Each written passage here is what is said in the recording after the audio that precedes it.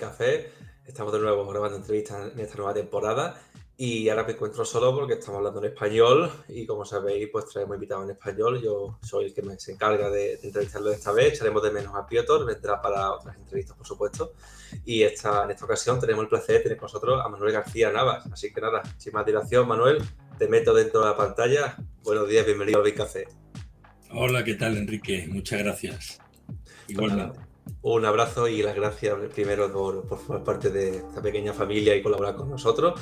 Estamos aquí para hablar de BIM, de digitalización, del sector AECO, de transformación, de cambios, de miedo, de ser valiente, de un poco filosofía general de la vida, pero aplicada a la transformación en el mundo de la construcción. Y vamos a presentar un poco la estructura que tenemos para la entrevista, pero antes quería simplemente, si quiere añadir algo, Manuel, pero bueno, arquitecto técnico, ingeniero de edificación, Manuel tiene una vasta experiencia en implementación de BIM en varias empresas. Ahora se cargará y le da un detalle más de su bio, digamos, en la presentación, pero si quieres añadir algo de tu experiencia, que es a lo que más te dedicas o donde ves el sector que puedes ayudar más, contribución, ¿no? Para que la gente te conozca un poquito. Bueno, prácticamente me dedico a... puede sonar raro, pero es la informática la que ha generado todo este revuelo que vivimos últimamente dentro del BIM, ¿no? Y quizás puede que me equivocara de profesión en su momento. Siempre me gustó mucho la informática, ¿no? Igual que a ti, me imagino, ¿no, Enrique? Exacto. Sí. Somos perfiles, antes nos llamaban frikis en su momento, los mismos compañeros de profesión, y hoy en día somos perfiles técnicos con altas capacidades de nuevas tecnologías, ¿no? Y es un perfil del que ahora después hablaremos, muy solicitado por las empresas, que a día de hoy, curiosamente, no se forma para que este tipo de perfil acceda directamente desde una universidad o desde un centro público, ¿no? Perfecto, sí. Pues bueno, como vemos, es donde se va a dirigir a la industria, ¿no? A gente que al final, usando la tecnología y la informática, va a ser capaz de implementar en su propio campo, ¿no? Ya entraremos en detalle más adelante, pero bueno, ya bajamos la música y nos ponemos serios. No, para nada. Vamos a poner la presentación y empezamos formalmente, ¿no? Pues nada, Manuel García Navas, ¿no? Manuel, te llamo directamente, Sí, si no te importa. claro que 3 sí. puntos principales, después de tu presentación, vamos a hablar simplemente de cómo transmitir BIM y qué buscamos con BIM, porque Manuel, aparte de su experiencia como transformador digital, por así decirlo, agente de cambio, también se dedica en parte de esa labor de implementación y transmitir BIM, entonces es importante cómo vemos ese mensaje, ¿no? Porque es que la gente se asusta, tío, lo hablábamos también nosotros antes de la conversación previa y es verdad que hay que tener también cuidado con ese lenguaje para no ahuyentarlo antes de que empiece, ¿no? Sí, bueno, aquí está mi presentación, ya de sobra lo que has comentado. También tengo experiencia en implantación en organismos públicos. Fíjate, Enrique, dentro de las mismas empresas del sector AECO, dentro de organismos públicos del sector AECO, ninguna se parece a otra. Es un tema curioso. Y lo que haces en una, en la siguiente no sirve, porque cambia el ecosistema digital, los recursos humanos que tiene, cambia todo, los flujos colaborativos, etcétera, etcétera, ¿no? Y también con un tema que curiosamente siempre me rescatan de los colegios de arquitectos, para hacer esa toma de contacto con los software de modelado inicial, para quitar el miedo, ese arranque inicial que no consiguen los técnicos en el minuto cero, conectar con lo que es el BIM, y vienen de curso y curso y curso, y me llaman todos los años, curiosamente, del ámbito nacional, para hacer cursos de iniciación a Revit. O sea, que imagínate, un tema que normalmente tengo descartado, pues es un tema que ahí está latente y que les gusta que haya profesionales como yo. Hay otros muchos profesionales también que se dedican a esto, pero que hablamos en un lenguaje muy llano, del que hablaremos ahora, como tú apuntabas antes, para que esto llegue a todo el mundo y además que se pierda ese miedo que se tiene a la informática, ¿no? Porque hay muchos perfiles que no les gusta ni siquiera que le comentes el tema de la informática, ¿no? Y entonces esa es la primera barrera que hay que romper. Y ya entraremos en detalle, pero es que da miedo, ¿no? Y a mí también a veces me da, y cuando lo tengo desconocido lo que veo más allá, pero Primer paso creo que es aceptar que hay que enfrentarse a esta informática, ¿no? Que vamos a abrir las entrañas de la codificación, de las APIs de los programas de diseño BIM o cualquier cosa, y hay que entender este lenguaje. Hay que entender este lenguaje porque si no, no vamos a avanzar. Al final siempre vas a necesitar a esta persona que entienda ese lenguaje para que te lo transmita y tú transmitas a ella, mira, me hace falta una función o un programa que me haga esto o que me facilite mi tarea son tal, entonces tienes que traducirse a otra persona para que se lo traduzca al ordenador, ¿no? Y ese miedo, esa reticencia que tenemos a no ser esa persona que habla directamente con el ordenador, con la informática, no con el ordenador y el ejemplo de software, pero es lo que hay que romper, ¿no? Y bueno, no hay que saberlo, pero al menos tener la conciencia que yo solo lo tengo, es decir, me voy a tener que enfrentar al ordenador y saber comunicarle lo que quiero que haga, ¿vale? Para eso hay que hablar de informática, hay que hablar un poco de codificación, de números y no tenerle miedo, ¿no? Claro, como tú muy bien dices, veníamos ya de, yo hablaba, fíjate, yo empecé con esto del BIM en 2005, cuando yo no sé dónde tú estabas, Enrique, era muy joven, en 2005, puede que estuviera estudiando la Hola, ESO. eso, sí, seguramente. Pues ya, Enrique, estábamos ahí con software, con tipo architectural desktop, que utilizaba objetos AEC, inteligentes, pero no dejaba de ser un AutoCAD tridimensional, ¿no? Faltaba algo.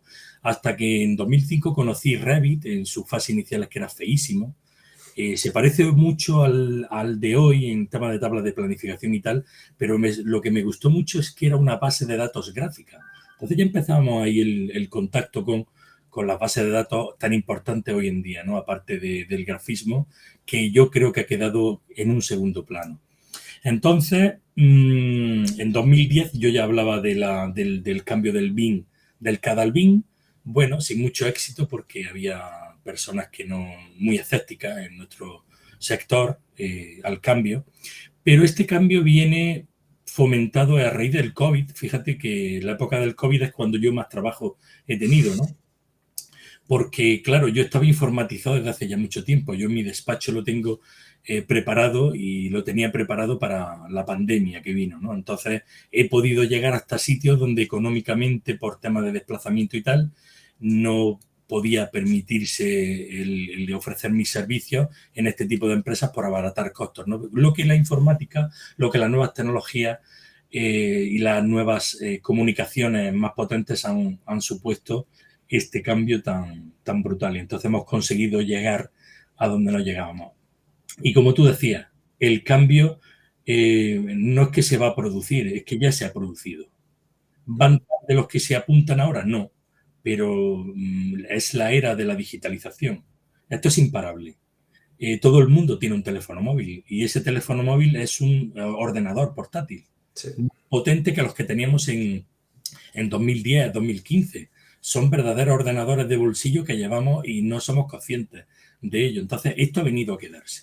El que a día de hoy ponga en duda de que la transformación digital lo va a barrer todo o lo está barriendo todo, está perdiendo una cosa muy importante que es ventaja competitiva.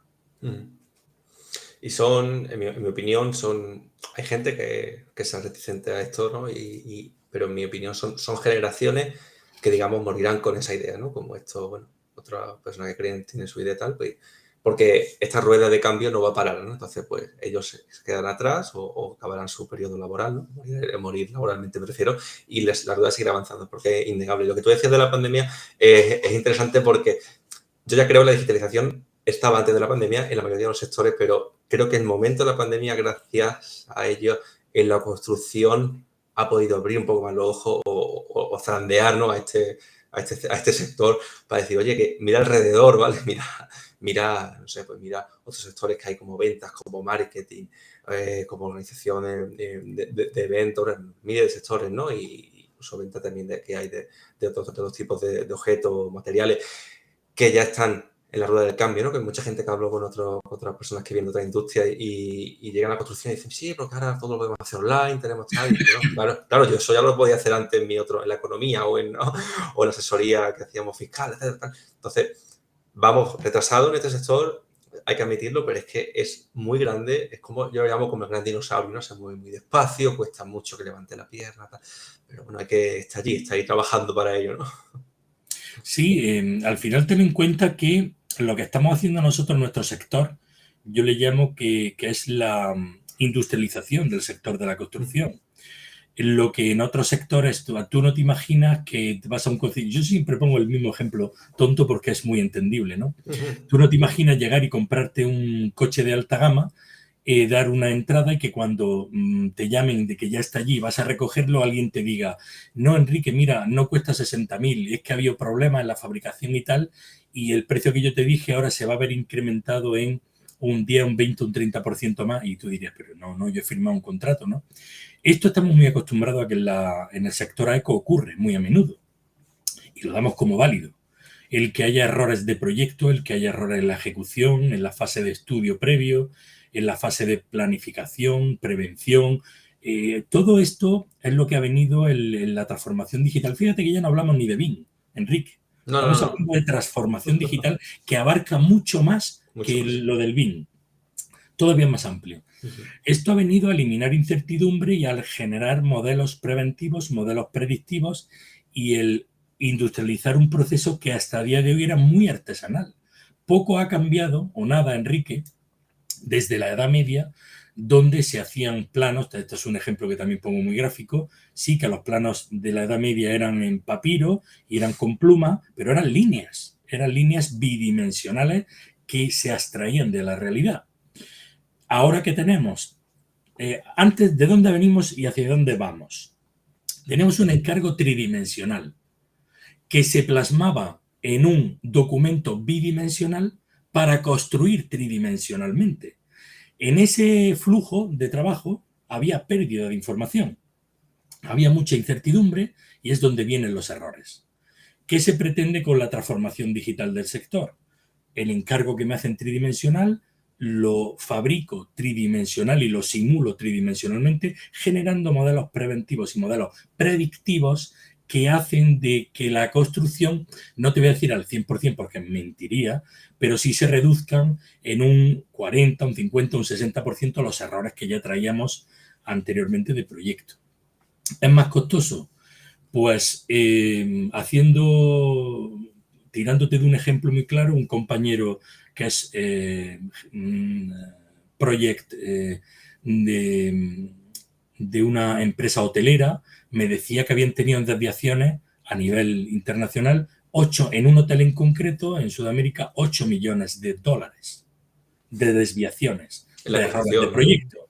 Y yo le preguntaba, si hubiéramos gastado 500.000 o 1 millón de euros en BIM, esos 8 millones lo podríamos haber reducido quizá a 2, a 3. Ponte a 5, Enrique. Ponte a 5 en vez de a 8.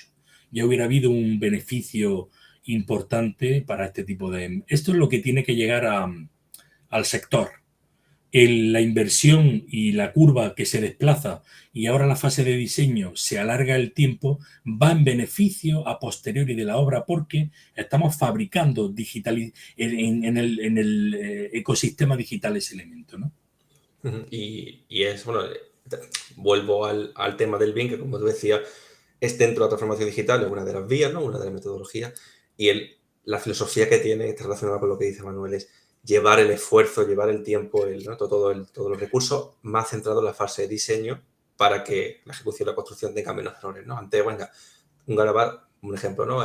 Sin faltar a nadie, ¿no? Un garabato va a obra, construye y ya de ahí lo hago a lo que quiero, ¿no? Lo modelo lo que quiero, pero ya estamos en el proceso de construcción, de ejecución. Entonces, los cambios son más costosos, la comunicación también es más lenta, ¿no? Si hacemos todo eso en un diseño, dentro de un modelo digital, ¿no? Donde nuestra mente que piensa, vivimos en 3D, lo comunicamos y lo hacemos en 3D, la ejecución, si no sale la primera, sale la segunda. Y si sale la tercera, venga, ya está. Ya hay que tener mucha mala intención para que 4 o 5 intentos y sigamos sin entender lo que queremos, ¿no? Si lo hemos estado visualizando antes en un entorno común, es como abrimos nuestra mente y las ponemos en la misma mesa, ¿no? Sí, a colación con lo que dice, fíjate que por ahora, y digo por ahora porque como el tema de la inteligencia artificial no sabemos dónde vamos a acabar, auguro al final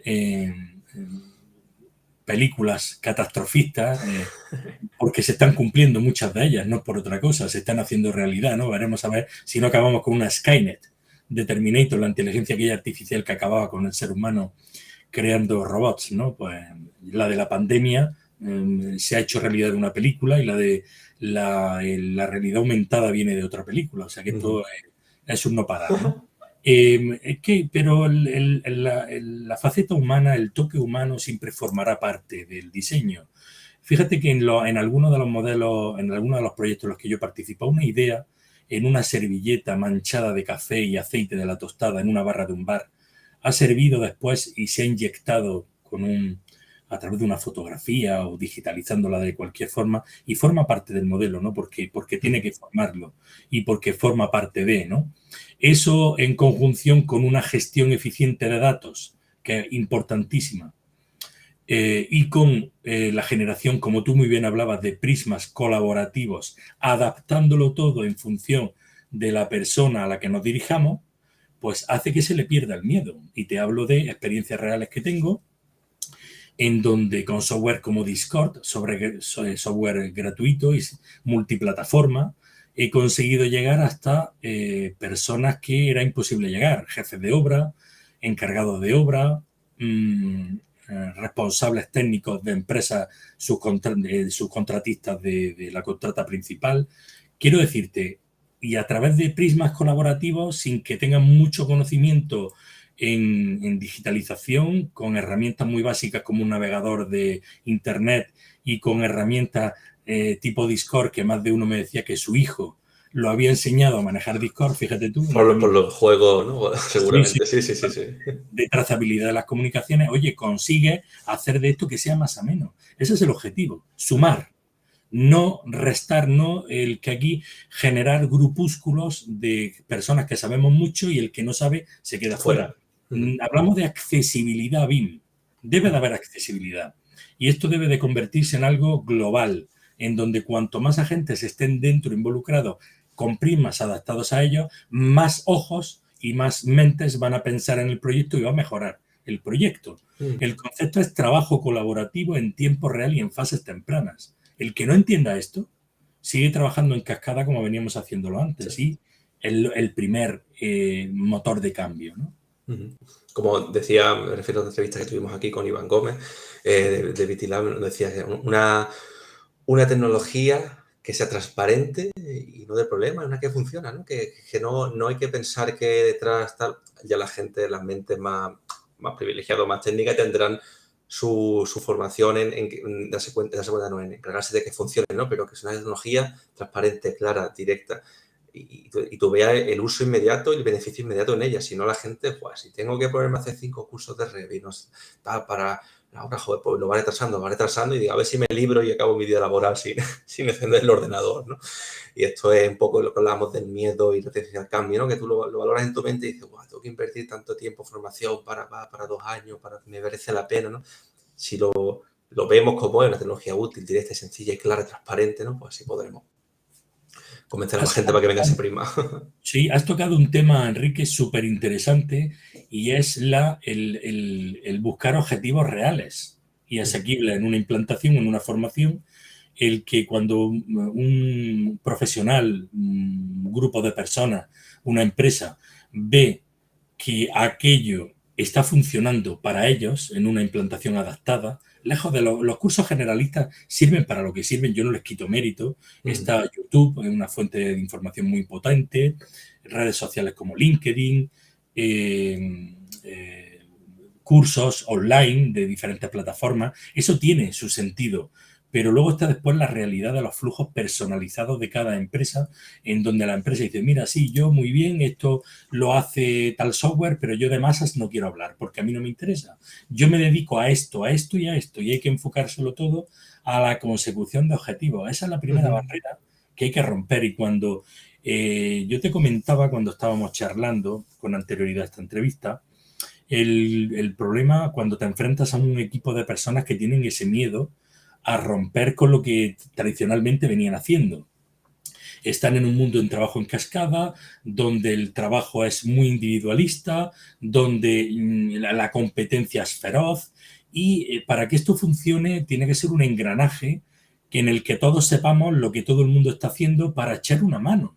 no para culpar a nadie, de decir, oye, tú, Enrique, tú vas más lento que yo me merezco más sueldo que tú. No, no se trata de esto. Si todos funcionamos con un engranaje, todo va bien, la empresa funciona bien y nosotros estamos en un ambiente distendido y no tóxico, ¿no? De siempre buscando un resquicio para culpar a alguien. No se trata de buscar culpables, ¿no? Entonces se trata de darle vuelco a esto, pero con cosas que son verdad, Enrique. Hay mucho humo en nuestro sector. A los vendehumos les llamamos smoke bean. Smoke bean. Sí, sí, existe, Enrique. Hay muchas personas que venden lo mismo, muy parecido a este que ha pasado por Salamanca, vendiendo proyectos faraónicos de los jeques. No sé si estás al corriente, engañando a todo el mundo. Pues este tipo de personas hacen eso. Y esto es lo que desacredita al resto, que si nos preocupamos por decir la verdad y por decir hasta dónde podemos llegar.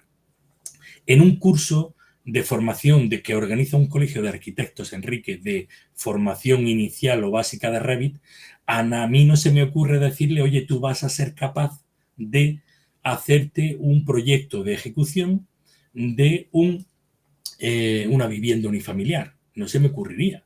Si le digo, podemos llegar hasta generar los niveles, georreferenciar, meter muros, meter puertas genéricas para tener un proyecto básico, con superficies, con volúmenes.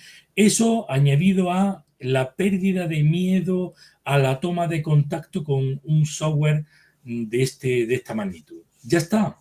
Y con que ellos le pierdan el miedo, fíjate, Enrique, aunque no sean capaces de hacer un básico, pero ya le pierdan el miedo, le levante yo la chispa esa de querer seguir con más formación, de que el romper esa barrera ya me doy por satisfecho. Entonces no hay que generar, como he visto en algunos cursos de formación de algún colegio del que yo formo parte, del cual me he quejado, y le digo, oye, estos no un curso básico, tú no puedes pretender hablar de temas profundo en el modelado BIM. No tiene sentido, porque son objetivos que no vas a poder lograr, menos en un curso online y menos con 200 personas que van a asistir a esa formación, porque así se bajan mucho los precios. Pero y con eso que estamos fomentando más miedo todavía, porque estoy en un curso donde no puedo preguntar y se va a hablar de muros avanzados, modelado avanzado perdona, curso básico de.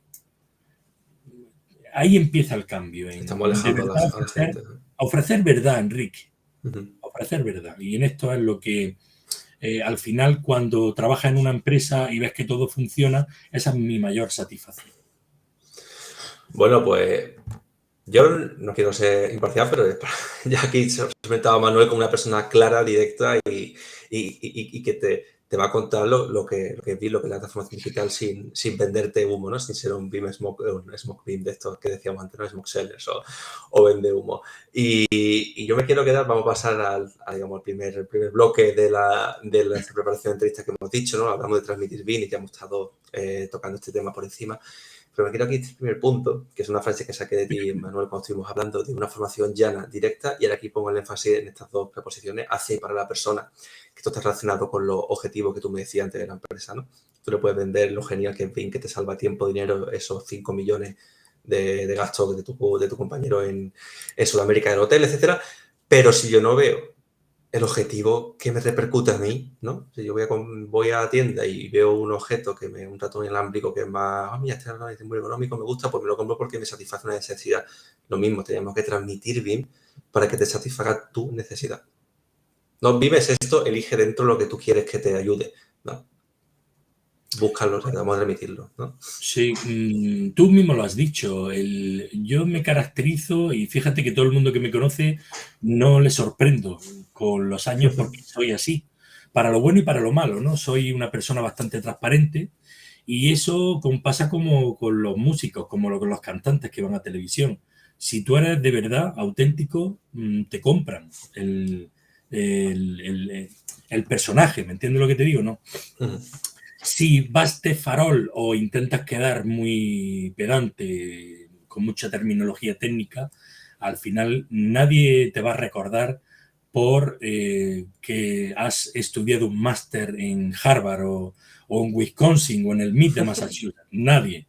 Te va a recordar como Manuel García Navas, una persona muy llana, muy cercana, y que forma equipo, Enrique. No me estoy tirando flores, estoy dando recomendaciones de cómo funcionar, y porque yo ya lo hago y funciona.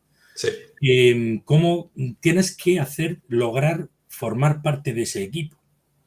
Y para hacerte formar, tienes que adaptarte a ellos, a sus costumbres, a que toman el café a las 11 de la mañana, a que se toman una cerveza antes de entrar a la formación a las 2:30 y tienes que estar ahí con ellos, hablando de otros temas, de sus preocupaciones, de su familia, de si han venido en moto. Pequeñas tonterías y cotidianidades que te hacen, Enrique, que luego cuando estás en la formación no tener un discurso plano y a los 2 minutos ya desconecta el personal. Es que esto ocurre. Y más en la formación online, que es todavía peor. Cuando te apagan esa cámara y tú sabes que no están atendiendo, o están atendiendo a su hijo, o están mandando un correo electrónico, o están comiendo, o incluso he tenido alguno que estaba conduciendo. En la charla le decía, ten cuidado, ¿no? Entonces, la motivación para aprender es que ellos vean que lo de la formación llana, fundamental. La motivación que le va a servir realmente, que esto está funcionando, que estamos trabajando, los que estamos, tú lo sabes, Enrique, a tope con este tema, nos faltan manos en el sector, y lo que tú has dicho, con ganas se puede aprender, con ganas y actitud. Yo siempre digo lo mismo, ¿qué necesito de vosotros cuando estoy delante de un equipo? Necesito que tengáis actitud, muchas ganas de aprender y humildad. El resto lo tenéis ya porque venís de serie, sois técnicos, tenéis esa formación, y yo os voy a enseñar una herramienta como el que le enseña a otro a manejar un pico, una pala, una caldereta, una hormigonera. ¿Me entiendes lo que te digo, no? Entonces, eso es lo que ellos tienen que tener claro y tener ganas de aprender y lograr romper esa toma de contacto inicial. Y luego créeme que fluye, porque he tenido de todo, ¿no? He tenido arquitectos negacionistas, ingenieros negacionistas, y luego han acabado amando esto. Me decían, ¿qué razón llevaba Manuel con lo que yo te he criticado y tal? Digo, no, es que al final te ha gustado porque estás viendo que te sirve de verdad para tu día a día, y la apuesta económica que ha hecho la empresa es tan importante que una empresa, Enrique, no va a gastar cientos de miles de euros o miles de euros para darte un curso de PowerPoint avanzado o de Word, con todo mi respeto a esos software. Pero esto es así. No hay más. Sí, y quiero preguntarte entonces, vamos a romper esa barrera, hemos roto esa barrera con la gente que está recibiendo formación. Mucha gente no puede estar escuchando, tú has mencionado antes 2005, es como cuando tú empezaste. ¿Crees que puede tener, porque a mí me puede surgir como una idea, ¿no? de resistencia al cambio, es decir, buah, si es que esta gente ya empezó en 2005, si es que han empezado en 2010, me voy a poner yo ahora en 2023, para saber Dios cuando acabe si ya estoy fuera de sirve, ¿no? Es tarde, ¿sabes? La pregunta un poco. Para nada. Fíjate que yo empecé antes, Enrique. Te he dicho 2005, pero en el 97, cuando yo entré en la facultad, me hice discípulo de un informático. Como te lo digo. Apuntando maneras desde... Mi gran amigo después de tantos años, Luis Rivas, una persona que sabe escuchar. Pocas personas he conocido como él, que nunca te interrumpen y saben escuchar y saben hablar de cualquier tipo de conversación y comprenderte. De él he aprendido muchísimo, ¿no? Me hice discípulo de él. De mí se han hecho discípulos algún ingeniero que lo tengo colaborando conmigo, Javier, muy gran amigo mío también, y con 52 años, quiero decirte, no vino tarde, fíjate, y que él quiso aprender, y yo le dije, me dijo, Manuel, ¿por dónde empiezo? Pues le recomendé varias plataformas online y digo, mira, pégate un curso aquí, no digo ninguna por no hacer publicidad, pero te prometo que le dije 2 o 3 para repartir un poco económicamente entre varios amigos míos. Que son todos en general, nos conocemos todos. Sí, pero a los que confías, ¿no? Tú recomiendas no por ser tu amigo, porque sí, confías y sabes que te da. Totalmente. Entonces, cuando terminó, me decía, ya he terminado, ¿qué hago ahora? Pues ahora te vas a sentar conmigo aquí. Y ahora, después, ya lo empecé a meterlo en los proyectos, sufrió mucho al principio, porque es un perfil que es ingeniero técnico, y hay mucha demanda de este tipo de perfiles, que tiene mucha experiencia en obra, es gran conocedor de los motores de cálculo externos al BIM, sabe cómo se calcula, que tiene experiencia en ello, y le faltaba ese punto de la digitalización del tema de los software de modelado, cómo llevarnos los flujos de unos software a otros, etcétera. Y yo creo que a día de hoy tiene un nivel y está súper contento con este tema, ¿no? Porque estamos en obras a día de hoy donde otras ingenierías se han quedado fuera porque no reunían los requisitos. Uno ve cuando tú tienes un 80% donde se habla de BIM, donde se habla de EIR, de AIR, de OIR, de PIR, de XIR, se habla de plan de ejecución BIM, se habla de entorno común de datos, se habla de la ISO 19650. Claro, todo esto se ve desbordado aquello que no tiene capacidad y están dejando huecos muy importantes que los que sí estamos ahí aprovechamos esa oportunidad porque nos hemos formado y nos hemos preocupado antes de buscar esa ventaja competitiva. Entonces, nunca es tarde. De hecho, a día de hoy había un pequeño parón, yo creo que de nuevo porque se ha recuperado la normalidad, cierta normalidad, y ha empezado otra vez la vorágine desde la propia oficina a sacar proyectos como churros. Pero, Enrique, eso tiene las patas muy cortas en el momento que haya desviaciones muy importantes. La empresa ya se están dando cuenta de que ese tipo de desviaciones, hay empresas ya que en la que te marcan una desviación de entre un 1,5% y un 2,5% y no te puedes pasar. Y cuando se habla de millones de euros no es ninguna broma, ¿no? No, para nada. Entonces, pues no es tarde, ¿eh? Lo importante es decir, quiero transformarme y dar un paso hacia adelante o si tengo que dar uno atrás para coger impulso, nunca quedarme estancado. Bueno, más que dar uno atrás, decir, me siento en el escritorio, me formo y sigo adelante, ¿no? Que no es un paso atrás, es parar, ¿no? También. Correcto. Y sin dar nombre, Manuel, y por curiosidad, ¿qué tipo de empresas son a las que tú asesoras de la formación, ¿no? Creo que me hablaste de unos bancos, pero ¿qué tipo de empresas, qué perfiles hay allí en el mundo empresarial? Mira, una de las primeras potentes que tuve fue Cajamar. La verdad que una implantación BIM a mí me chocaba muchísimo en una entidad bancaria. Claro, lo mismo Sí, tengo yo ahora ¿no? mismo. Luego lo entiendes, son obras muy pequeñas las que tienen, pero tienen en vuelo 30, 40, 50, 100 obras en vuelo. Entonces, claro, se convierte, aparte del mantenimiento de los activos, digitalización de esos activos, con nubes de puntos, con el modelado a posteriori, etcétera. Y aquí tuve la oportunidad en 3 años de aprender mucho de ellos. Sobre todo aprendí muchísimo, ¿no? Desde dentro. Ellos aprendieron evidentemente de mí, pero formamos un equipo, la verdad, que yo me sentía muy a gusto, ¿no? Luego organismos públicos como diputaciones, Diputación de Almería, Diputación de Jaén, estudios de arquitectura, como Asenjo, por decirte relevantes, Cruz y Ortiz, muchos más, no me quiero dejar ninguno en el tintero.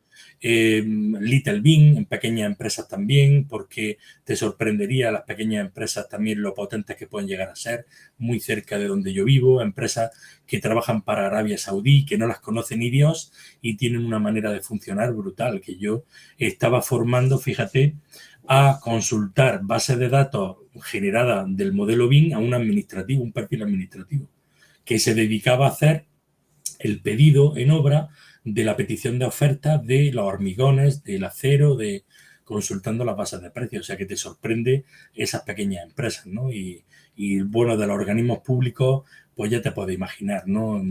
Son barcos muy grandes en el que virar un pequeño viraje cuesta muchísimo, muchísimo, ¿no? Hay mucha actitud, muchas ganas de cambiar, pero es complejo, son licitaciones de software, licitación de hardware, licitación de la formación, licitación de la licitación de la licitación, una auténtica, es una Cursos salvajada para licitar, ¿no? práctica.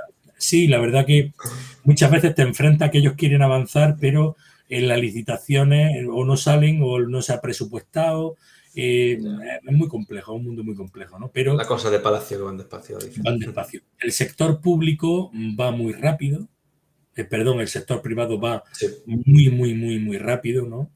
Y el sector público va como puede, ¿no? Tú ya sabes que esto es muy grande, es un país muy grande y las diputaciones y las comunidades autónomas son reinos de taifas y se llega a donde se llega, poco a poco, no hay otra.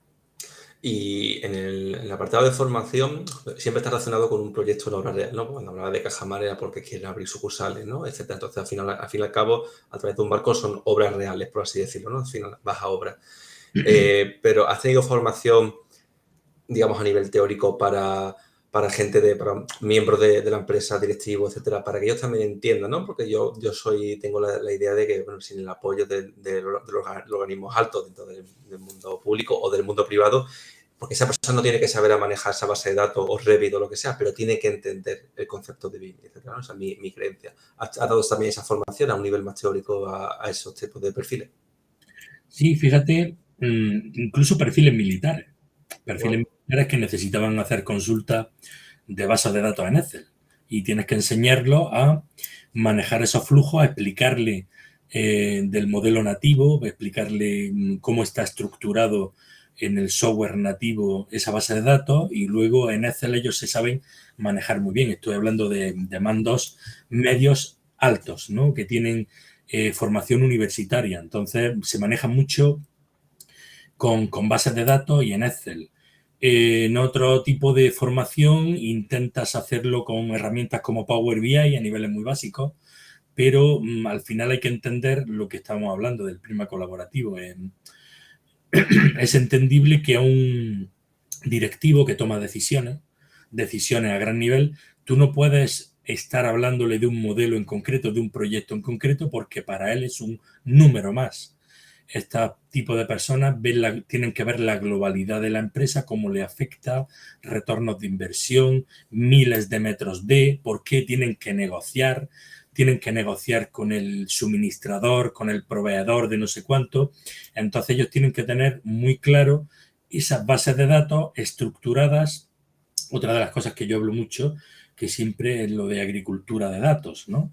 Esto me salió viendo un reportaje de la Universidad del MIT, donde estaban sacando datos de la agricultura, ¿no? Y yo decía, oye, pues nosotros también hacemos un poco de agricultura de datos en controlar la siembra, gestionar el mantenimiento de esos datos dentro del modelo y luego generar un entorno adecuado para la extracción, recolecta de esos datos.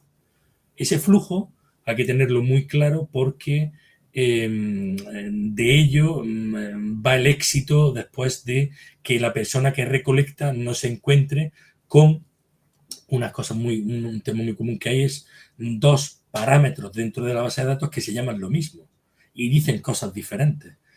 Entonces, eso no se ha gestionado bien. Eso puede conducir a errores, incluso errores que se arrastran. Ten en cuenta que cuando hablamos de BIM Data, que es la base de datos interna de cada software de modelado que tiene una estructura de datos concreta, y luego lo extrapolamos a Big Data con extrapolación o el mapeo de ese BIM Data a los datos propios de la empresa, cualquier pequeño error puede generar un trastorno muy importante en la empresa, la contabilidad de lo que sea, de mobiliario, de metros cuadrados de algo y tomar decisiones erróneas, ¿no? Entonces, al final, fíjate que la parte esta que tú me comentas es la más delicada y la más potente, yo creo, ¿no? Porque al final se traduce en que lo que estamos trabajando son con bases de datos gráficas.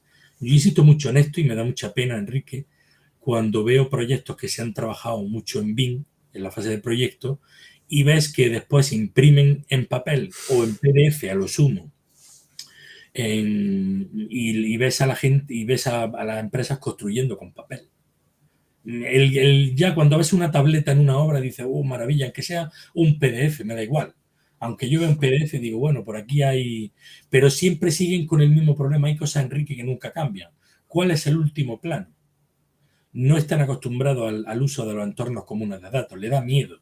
Y cuando lo ven, lo han visto estos que yo te digo, estos perfiles más básicos en Discord, con primas colaborativos muy sencillos, no tienen ya que preguntar cuál es el último plano porque acceden a ese modelo en donde están esos planos que son los últimos. Además con una marca horaria, ¿no? Pero en papel eso siempre ha existido, se ha estado replanteando a nivel de estructura, de instalaciones con planos que estaban obsoletos. Por supuesto. De falta de planificación. Sí, tener ese acceso, ¿no? a la tecnología que, como decíamos al principio, todos tenemos un móvil en el bolsillo te cuelgan la tablet en obra y puede haber alguien que te ayude con eso, ¿no? Y bueno, ya implementar los modelos con proyecciones, realidad aumentada, virtual, etcétera, poco a poco se llevamos, todavía no vamos tan rápido, pero, pero poco a poco se llevamos. Muy bien, Manuel, pues pasamos a esta última sección de la entrevista, como llamarla, ¿no? ¿Qué buscamos con BIM? Y bueno, aquí ya hemos hablado también, aparte de esto, porque estamos mezclando los temas allá como salen, pero ya por ponerle ya un outcome, una salida a todo este proceso de implementación, ¿no? Aquí listado, automatización de procesos, digitalización, barrera en la adopción, miedo al cambio. Son términos que van complementados dentro de una adopción BIM. Y aquí una pregunta arriba, que la pongo, también las traje de cuando hablamos, ¿no? Los perfiles más demandados en la empresa que pasamos por BIM. Esto ya hemos hablado, gente técnica que no tenga miedo a meterse a la informática.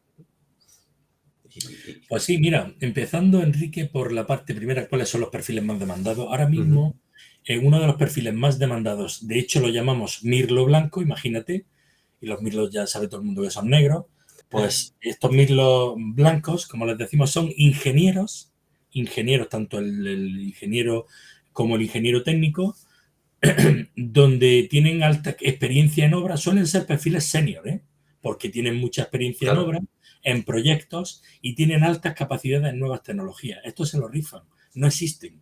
No hay día, te lo prometo, Enrique, que no pase que me digan, oye, conoces, pero para meterlo en nómina, ¿no? Para meterlo en nómina y con sueldos que suelen oscilar entre los 30, 40 y 50.000 euros. O sea, que no te estoy diciendo que sueldos básicos, ¿no? Pero este perfil, ya te digo, no existe. Se sustituye por perfiles de modelador, que son perfiles junior, sin experiencia, o delineantes también, que intentan suplantar este rol, pero al final le falta esa capacidad analítica que tiene un técnico con experiencia en obra, porque no olvida, Enrique, que lo que estamos haciendo es virtualizando. Claro. Estamos construyendo. Yo digo, cuando estamos haciendo una instalación de fontanería, nos ponemos el mono de operario. Y cuando estamos haciendo arquitectura o estructura, somos albañiles o somos encofradores, porque estamos virtualizando todo aquello y necesitamos mucho conocimiento técnico. Permítaseme, sin ofender a nadie, por Dios, que no lo pretendo, que alguien que no haya pisado nunca una obra ni se haya manchado de hormigón no puede tener la misma capacidad analítica que una persona que sí que tenga un doctorado por la Universidad de Boston en nuevas tecnologías, pero no ha pisado una obra en su vida. Entonces, le falta, tiene mucha ventaja en temas digitales, pero le falta ese bagaje de experiencia que lo pueda asumir otro rol y entre los dos formar un tándem, ¿no? Si ese tándem lo forma, bueno, de hecho, tú conocerás mucho, hay compañeros, José María Bellán, Manuel Antúnez, no me quiero dar, Chema, de Arup, son perfiles que son Chema ingeniero, Manuel Antúnez compañero mío, arquitecto técnico, José María Bellán arquitecto, que son perfiles informáticos, se dedican a día de hoy a hacer programación.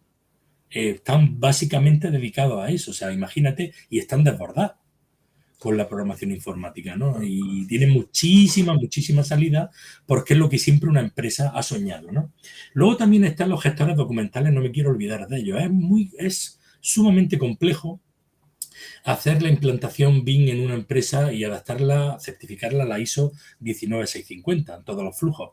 Y ahí se requiere de un perfil donde sepa muy bien bregar con todas las partes del proceso, desde que nace la idea, desde los contratos iniciales hasta que se ejecuta la obra. Ese gestor documental tiene que también un perfil muy técnico y tiene también que tener altas capacidades de nuevas tecnologías, porque puede también que haya herramientas como Forge, como el ecosistema Forge de programación, basado parecido a JavaScript, donde también esos flujos de datos se monitorizan con otras bases de datos internas, ¿no? Y de lo que esto está hablando a continuación, automatización de procesos, digitalización, barrera a la adopción, miedo al cambio. Es decir, este tipo de roles influyen o vienen a atacar esto que tú estás hablando, ¿no? Son perfiles que no tienen miedo al cambio, no son proclives a ser una barrera en la adopción del BIM. Excusas. Claro, están perfectamente digitalizados, aunque ahora entramos un poco a desgranar todo esto. Y un tema muy importante, automatización de procesos. Fíjate, Enrique, que cuando se habla de automatización de procesos, la gente se asusta. Automatización de procesos, Dynamo, C Sharp, Python. No. Una automatización de procesos puede ser generar una restricción en un modelo de tal manera que si cambia un elemento de altura, suba el inmediatamente inferior con él, no dejando un hueco. ¿A dónde voy, Enrique? Conozco a casos donde por este tipo de error ha faltado medición de, por ejemplo, una cosa que es económicamente bastante sangrante en una obra, que es el nivelante en una obra. Y fue por este error de que se quedó eso en vacío, sin material, no se midió. Fue por falta de este automatismo, ¿no? Y ese automatismo hubiera logrado que no hubiera faltado ese elemento, porque al subir me doy cuenta de que me falta algo o me sobra y entonces necesito rellenarlo con algo más, ¿no? El que eso faltara, pues imagínate miles de metros cuadrados en una promoción de 100 y pico viviendas, al final económicamente te puede generar un problema bastante grave con la propiedad o con el promotor, ¿no? Entonces, esta automatización de procesos puede ser el generar vistas inteligentes colorimétricas, donde te diga que todo está en su sitio, el utilizar los filtros, utilizar miles de técnicas que son muy simples, hay que hacerlo simple, y la programación es lo último. La programación Dynamo, pasar por Dynamo más Python, ya programas C Sharp, para temas de software más, hacer APIs concretas y estamos hablando de cosas bastante más complejas, ¿no? Que requieren quizá el apoyo de alguna empresa externa, ¿no? Pero en la automatización de procesos, que ya lo tiene la industria desde hace mucho tiempo, nosotros tenemos que pelear también por eso, porque forma parte de la digitalización. Y es más simple de lo que nuestros compañeros se creen. Sí. Y relaciono a lo que dices de esto de subirlo a algo de nivel y que se quede desconectado, ¿no? Porque algo también que defiendo yo mucho en la definición de BIM o en los discursos de divulgación de BIM es la importancia de BIM para mi información y visualización, ¿no? Datos que tienen representado de imagen y datos que están vivos, conectados, en inglés, link data, ¿no? Datos vivos, yo no quiero simplemente datos que no me digan para nada. O sea, que tiene que estar todo conectado. Y un ejemplo claro, lo que tú me dices, que yo muevo esto y se modifica tal, ¿no? Que yo cambio el factor lambda y se modifica la conductividad térmica, ¿no? Porque están conectados. La máquina sabe dónde está, ¿no? Se puede leer a máquina y sabe que si tú cambias la celda o la posición 432, el parámetro 721 está relacionado, ¿no? Esto así es como debe estar. Y hay que entender este lenguaje, bueno, decía muchos tipos de lenguajes de programación y meterse en las API, etcétera, con Dynamo, Python, son niveles más avanzados, pero hay que entenderlo. No que sea a gente que no haga falta manejarlo, pero que entenderlo y que sepa que están ahí. Y negarse a ello, al final pues acabas trabajando con datos que no te dicen nada y que no están conectados. Y tú haces un cambio y el resto del proyecto sigue hacia adelante y después dice, y este agujero, y este valor, y este número. Si yo cambié esta ventana, ¿por qué el resto son negras? Si yo puse esta blanca. No, porque cada ventana es un ente individual, no están conectados en el proyecto, un tipo de ejemplo, ¿no? de los que pueden salir. Entonces lo que yo quiero resaltar esto de datos que estén vivos o conectados, ¿no? Lo llamo. Eso cuando te das cuenta, Enrique. Cuando no te das cuenta, imagínate. Todo lo que no sea una gestión eficiente de datos significa un uso fraudulento entre comillas, entiéndaseme, torticero, mejor dicho, no cambio la palabra, torticero, de software tan potentes, ¿no? ¿Por qué? Porque al final, si uso esta herramienta como si fueran AutoCAD, como si fueran software de líneas para sacar un plano muy bonito, pues esto no sirve para nada al final, porque al final, si lo más importante de aquí es el dato. Te digo que estamos en ese cambio, Enrique, porque a día de hoy todavía se usan los software de modelado, no quiero enfocarme en ninguno, todos, como si fueran con el objetivo de sacar un plano bonito. Oiga, un plano bonito en papel o en PDF es uno de los miles, de los cientos de entregables que hay en la digitalización. Es uno de ellos. Entonces no podemos enfocarlo todo a que salga el plano muy bonito, porque si sale el plano muy bonito, luego tú decías, no hay una buena gestión de datos, puede que haga que me haya faltado la nivelina, el mortero de autonivelante en la obra, y esto ocasione que tenga una pérdida económica. Por tanto, el uso de esta herramienta tan potente es como, yo siempre también pongo este ejemplo, tú que eras de Granada, Enrique, me vas a entender, es como comprarse un Ferrari y tenerlo en el Albaicín, dando vueltas por el Albaicín. ¿Para qué quieres un Ferrari en el Albaicín? El Ferrari es para sacarlo a la autovía o llevártelo a un circuito y exprimirlo como se merece. Pues aquí ocurre lo mismo, estamos utilizando software de tantísima potencia y luego te metes dentro de los modelos y se echa uno a temblar de la cantidad de barbaridades que hay, fíjate, simplemente el uso, la no coordinación del uso de software en el mismo idioma. Si utilizamos tú en inglés y yo en español el mismo software, se duplican algunos parámetros y empieza ya el follón ahí. O sea, quiero decirte, es a muchos niveles lo que hay que coordinar, y bien coordinado y sabiendo lo que se está haciendo, son herramientas muy potentes. Pero ya te digo, siembra, mantenimiento, recolecta, agricultura de datos, tan simple como si nos imitamos a la naturaleza en todo lo que hacemos, tenemos que hacerlo también aquí. Porque al final, si alguien no puede acceder o tiene la más mínima duda, no, pero es que esto es fácil, oiga, cuando hay miles de datos, ya la cosa se pone fea. Ten en cuenta que la gestión de datos no es una persona que entra allí y dice, ay, mira, voy a borrar esto o voy a copiar esto de aquí a aquí. No, oiga, estamos hablando de miles de datos que han de ser gestionados con algoritmos de una manera eficiente, barriendo y limpiando de manera masiva estos. Exacto. No podemos estar... el campo se ha industrializado a eso. Hoy hay máquinas que recogen. Antes se recogía a mano.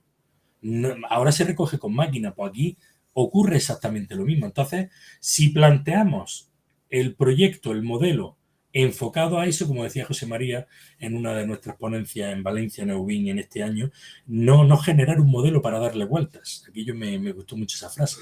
Si vamos buscando generar un modelo para darle vueltas, Smoke Bean, Hollywood, Bean Hollywood, que se llama también, le meto ahí una animación en Twinmotion, en Lumion, en Unreal, y hago una cosa, pero luego eso no se sostiene con los datos de ninguna manera, no deja de ser, Enrique, una maqueta, Enrique, de madera, de balsa o de cartón pluma. Es eso, pero digital. O de SketchUp, o un mazacote de SketchUp.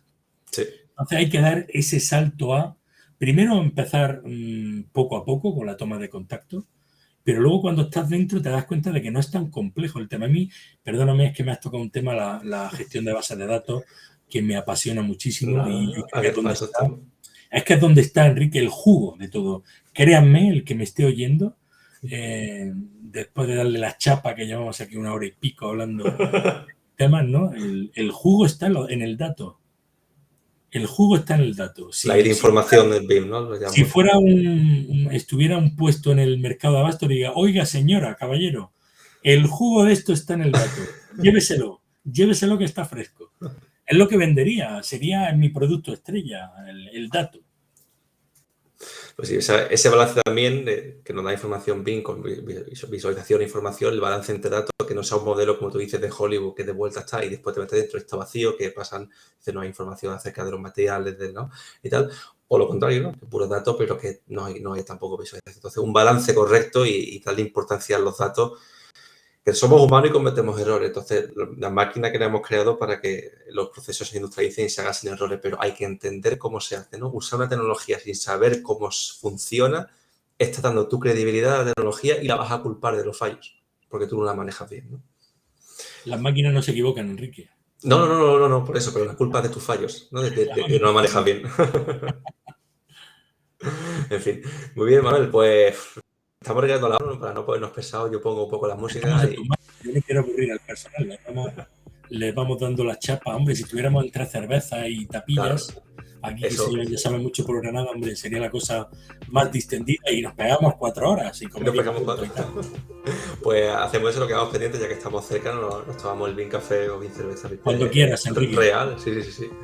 Y nada, ya simplemente darte las gracias por tu tiempo, Manuela. Yo creo que es una charla muy didáctica y directa y llana, ¿no? Para gente que quiera ver que hay formadores que realmente te pueden enseñar vino, que bien realmente se puede. Hay que abrir las entrañas, hay que meterse dentro de los datos, la informática, tal, y no tengan miedo, porque mucha gente, como decía Manuel, gente con 52 años empieza, y gente en 97 también empieza, y todos podemos llegar aquí a colaborar a un nivel, ¿no? Entonces, no hay que tener miedo y aceptar, abrazar la transformación digital, ¿no?